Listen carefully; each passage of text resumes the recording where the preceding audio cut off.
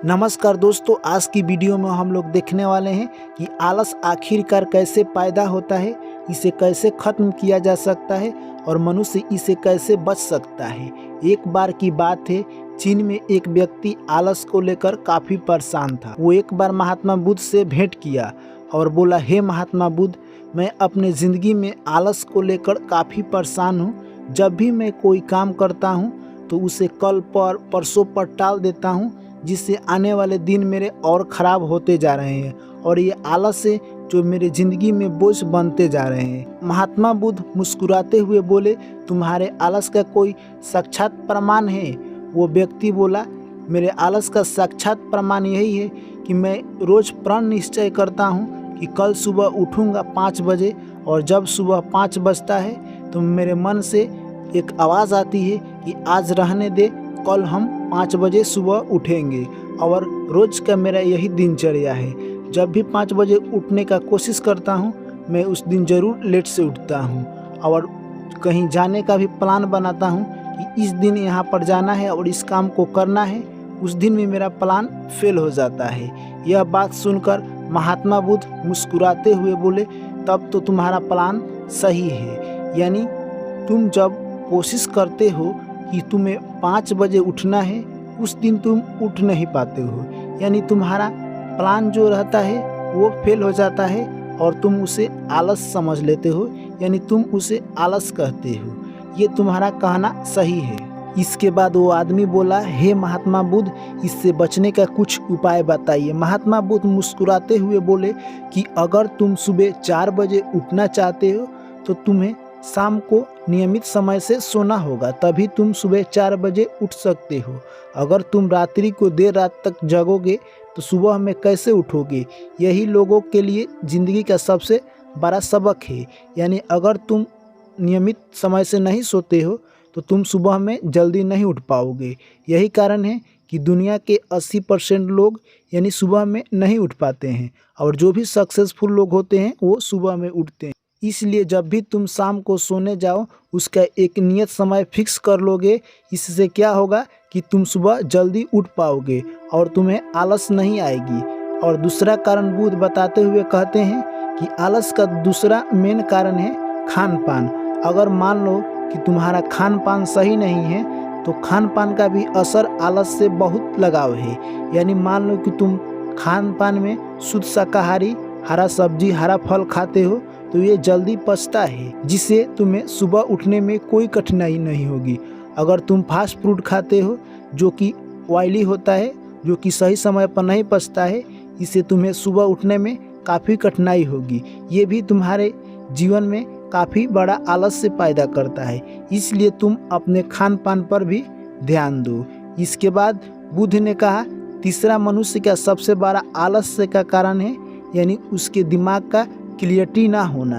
यानी दिमाग में आगे पीछे कोई बात सोचना है, यानी तुम्हें आगे पीछे कोई बात नहीं सोचना है। अगर हमें 10 बजे सोना है तो हम 10 बजे ही सोएंगे, और सुबह हमें 5 बजे उठना है। एक बार 5 बज गया तो उठेंगे। इससे क्या होगा कि तुम्हारा मन फ्रेश रहेगा।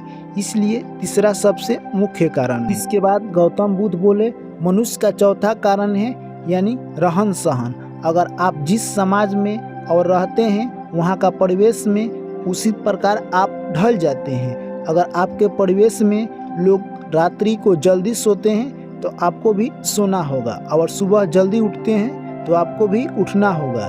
जिस समाज में आप रहेंगे, जिस सोसाइटी में रहेंगे, उस ढलाव में आप ढल जाते हैं। यही मनुष्य का कल्चर है। मनुष्य जिस ढांचा में रहता है उसी के अंतर्गत अपने आप को ढाल लेता है। तुम वहीं पर रहो जहाँ पर तुम्हारा ढांचा अनुरूप है। और गौतम बुद्ध आगे कहते हैं कि 5वां मनुष्य का आलस का सबसे बड़ा कारण है यानी उसका सही निर्णय ना लेना। मनुष्य जब अपने जीवन में सही निर्णय नहीं लेता है तो उसे लगता है कि उसके ज़िंदगी में चारों तरफ सिर्फ आलस ही आलस है। अगर मान लो तुम सुबह जल्दी नहीं उठते हो और लेट से उठते हो तो तुम्हारा दिनचर्या भी लेट से चालू होगा, और तुम दूसरे लोगों को देखोगे तो तुम्हें लगेगा कि वो लोग हमसे बहुत जल्दी आगे काम कर रहे हैं, यानी तुमसे वो जल्दी उठे हैं इसीलिए आगे काम कर रहे हैं, और तुम उसे देखकर निराश होगे और तुम्हारे ज़िंदगी उदास लगने लगेगी और तुम सोचोगे कि सबसे बेकार हम ही आदमी हैं। यानी तुम्हें एक आलस टाइप का आएगा जिसे तुम अपने काम पर फोकस नहीं कर पाओगे।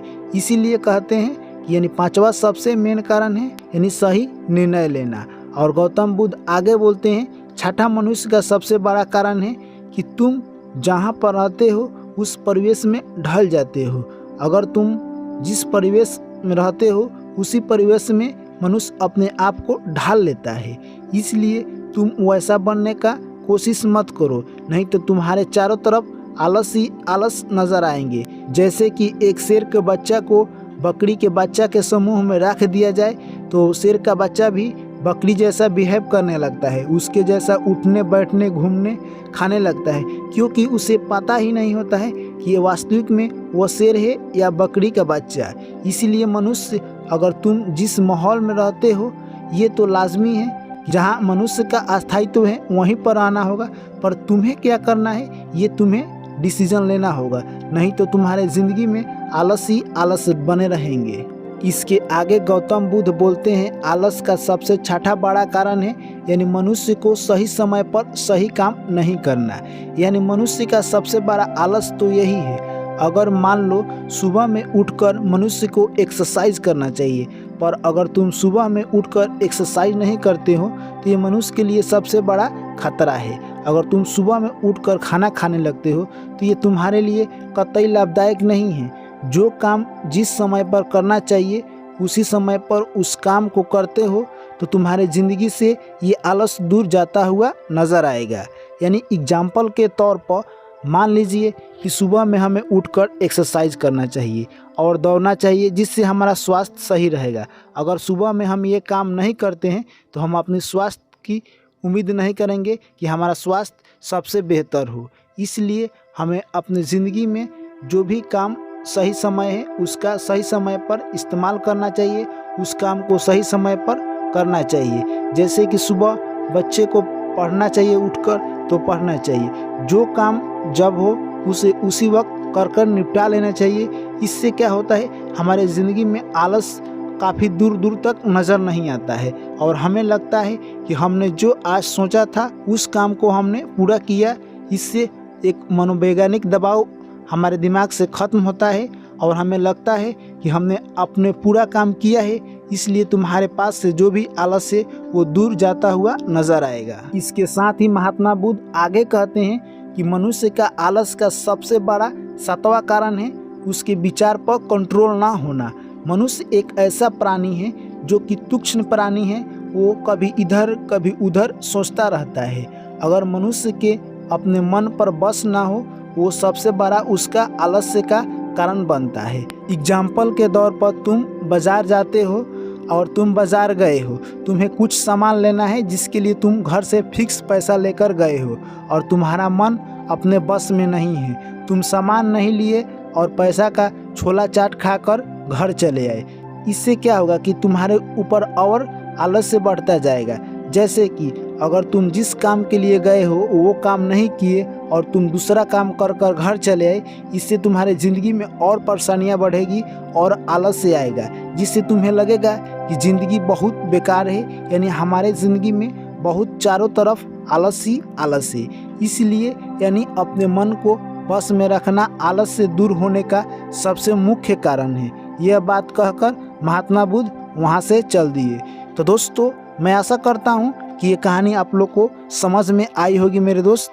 तो आलस्य का मुख्य कारण यानी आपने साथ सुना जो कि आप सभी को फॉलो करते हैं तो आप भी अपने ज़िंदगी में आलस्य को दूर कर सकते हैं। तो मैं आशा करता हूं दोस्तों कि ये कहानी आप लोग को अच्छी लगी होगी। तो आप लोग की इस कहानी पर क्या राय है आप कमेंट करके दोस्तों हमें ज़रूर बताइए। फिर आप लोग से मिलते हैं नेक्स्ट कहानी में। Thank you, take care, bye bye.